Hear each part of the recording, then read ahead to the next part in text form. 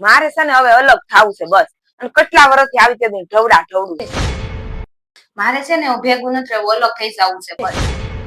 અને આમય તમારા ભાઈઓએ તમારે હાટું કર્યું છે હું? જયારે હોય ત્યારે બધા મને જ બધું સંભળાવતા હોય, બધા મને જ બધું કહે છે. મારે ભેગું નથી રહેવું, મારે અલગ થઈ જવું છે બસ.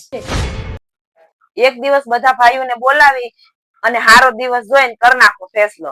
એટલે તારે ફેસલો કરવો છે? આપણો છોકરો હોસ્પિટલમાં દાખલ હતો ને ત્યારે નાના ભાઈ એના ઘરેણા ગીરવે મૂકી અને હોસ્પિટલનું બિલ ભર્યું હતું.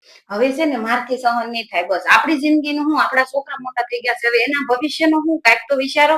હવે તો તમારે ડિસિઝન લેવું જ પડશે. તમારે મારી ભેગું રહેવું છે કે તમારા ભાઈ ભેગું રહેવું છે? તું જો ડિસિઝન નું કહેતી હોય ને તો મારે હું ડિસિઝન લેવાનું છે ને, મારે તને કહેવાની જરૂર નથી. મારે જે ડિસિઝન લેવાનું છે ને મેં લઈ લીધું. મારા મોટા ભાઈ છે ને મને ભણાવવા હાટું થી નાની ઉંમરમાં ઈ કામ ધંધે ચડી ગયા. એને એનું ભણતર બંધ કરી નોકરી કરવાનું ચાલુ કર્યું હતું મને ભણાવવા હાટું. તું એની વાત કરે છે? તારા મારા કરતા વધારે પ્રેમ તો છોકરાને એનો કાકો આપે છે અને ઈ હાચવે છે વધારે. અને તારે એવા ભાઈથી નોખું થવું છે?